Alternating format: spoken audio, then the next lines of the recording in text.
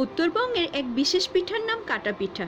আমার শ্বশুরমশাই ইচ্ছায় মঞ্জুদির কাছ থেকে এই পিঠাটি আমি বানাতে শিখেছি। হ্যালো বন্ধুরা, স্বাগত জানাই আমার চ্যানেল রসাইখানাতে। রসাইখানা আজকে আপনাদের জন্য পরিবেশন করবে বিশেষ এক ডেজার্ট আইটেম কাটা পিঠা। উপকরণ হিসেবে লাগবে নারিকেল, আতপ চাল, খেজুরের গুড় আর ঘি। মাত্র কয়েকটি উপকরণ দিয়ে এটি ডেজার্টটি বানিয়ে নেওয়া যায়। এই পিঠাটা তৈরি করতে বেশি পরিশ্রম করতে হয় না, শুধু উপকরণগুলো ঠিকমতো রেডি করে হাতের কাছে নিয়ে নিতে হবে। অনেক ব্যস্ততার মধ্যে অল্প সময়ে এটি বানিয়ে নিতে পারবেন, খেতে অসাধারণ লাগবে। আপনারা যারা এখন আমার চ্যানেলটিকে সাবস্ক্রাইব করেন নাই, তাদের অনুরোধ রইল সাবস্ক্রাইব করার এবং পাশে থাকা বেল আইকনটি ক্লিক করবেন, যাতে আমার রান্না সবার প্রথমে আপনি দেখতে পারেন। লাইক দিবেন, কমেন্ট করবেন এবং শেয়ার করবেন, যাতে আমার রান্না অনেকেই দেখতে পারে।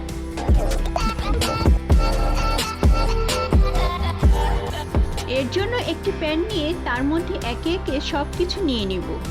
250 গ্রাম পোলার চাল নিয়ে ভালো করে ধুয়ে পরিষ্কার করে ব্লেন্ডারে ব্লেন্ড করে নিয়েছি। পোলার চাল হলে ফ্লেভারটা সুন্দর হবে, আপনারা অবশ্যই পোলার চাল নেবেন। দিয়ে দিব আমি এখানে নারকেল কুড়িয়ে নিয়েছি।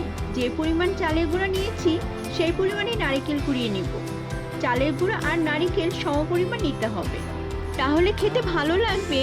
দিয়ে দিব অল্প এলাচি গুঁড়া, দিয়ে দেব একটি প্যাচুলা দিয়ে মিশিয়ে নিব। চুলা কিন্তু আমি এখনো জ্বালাইনি।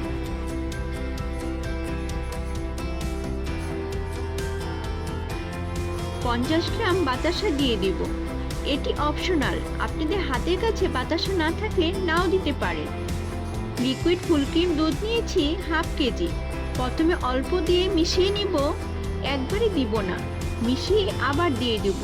দুধ কম বেশি লাগতে পারে, চালের গুঁড়ার উপর ডিপেন্ড করে। চালের গুঁড়া যদি আগে তৈরি করা থাকে তাহলে লিকুইড দুধের পরিমাণ একটু বেশি লাগবে। আমি চাল ধুয়ে আজই তৈরি করে নিয়েছি চালের গুঁড়া, সেহেতু চালের গুঁড়া ভিজে ছিল, তাই দুধের পরিমাণ একটু কম লাগবে। মেশানো হয়ে গেছে। এই পর্যায়ে চুলাটা আমি জ্বালিয়ে দেব। চুলার আঁচটা মিডিয়ামে রাখবো। একটি প্যাচুলা দিয়ে অনবরত নাড়ার উপরেই রাখবো, যাতে দলা না পেকে যায়। আলগা পানি ইউজ করব না। দুধের চালের গুঁড়া সেদ্ধ হবে, খালি অনবরত চেপে চেপে নাড়তে হবে, নাড়া বন্ধ করা যাবে না।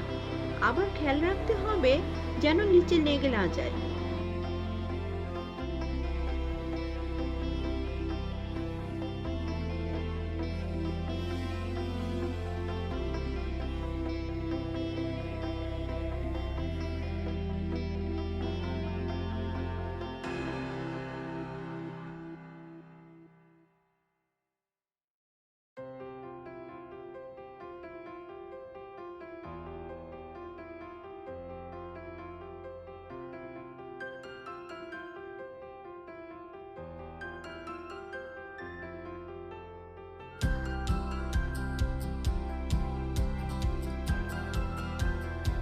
গুঁড়া সেদ্ধ হয়ে আসছে।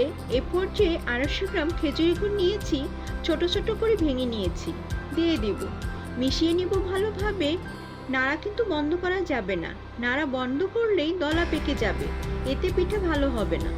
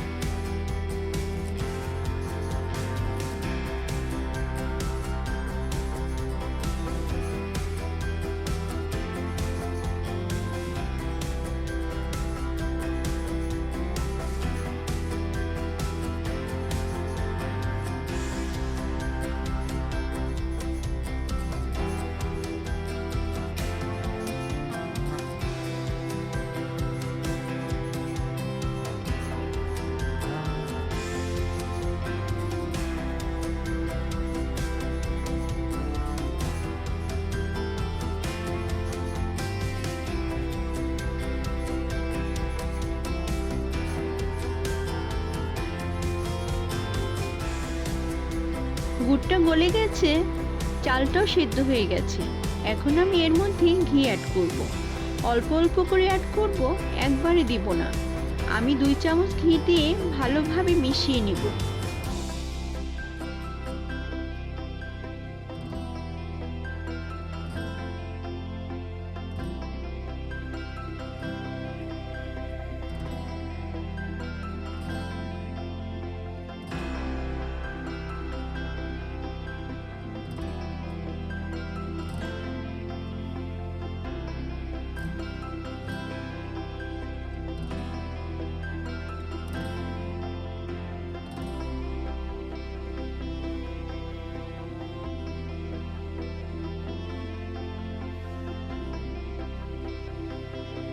আবার 1 চামচ ঘি দিয়ে দিব।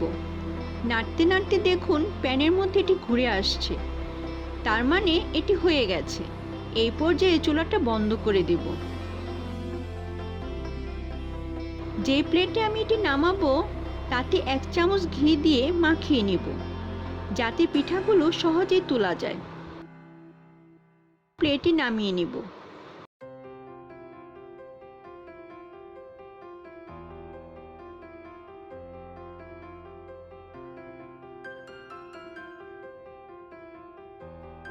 বেশি মোটাও না, আবার বেশি পাতলাও না, এমনভাবে প্লেটে গোল করে ছড়িয়ে দিব।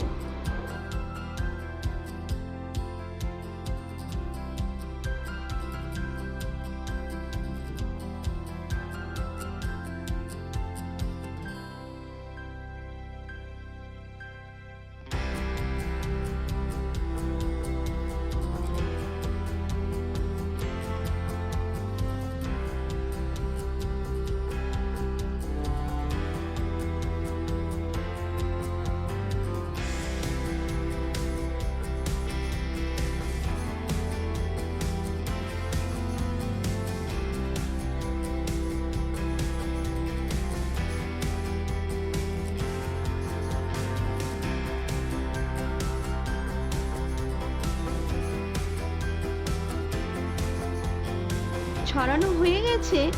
এখন আমি ঠান্ডা হওয়ার জন্য অপেক্ষা করব। ঠান্ডা হয়ে গেছে, এখন আমি গার্নিশ করব। এর জন্য পেস্তা ব্লেন্ডারে ব্লেন্ড করে নিয়েছি। ওপরে একটি চামচ দিয়ে ছড়িয়ে দেব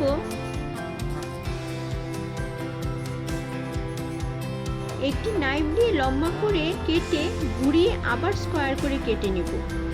আপনারা অন্য যে কোনো ভাবে কাটতে চাইলে কেটে নিতে পারেন।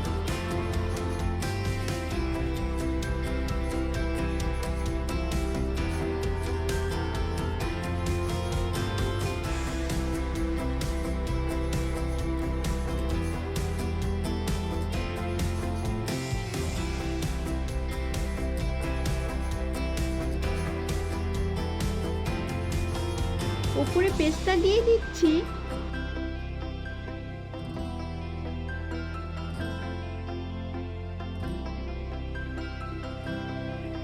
তাহলে তৈরি হয়ে গেল আমাদের স্পেশাল কাটা পিঠা।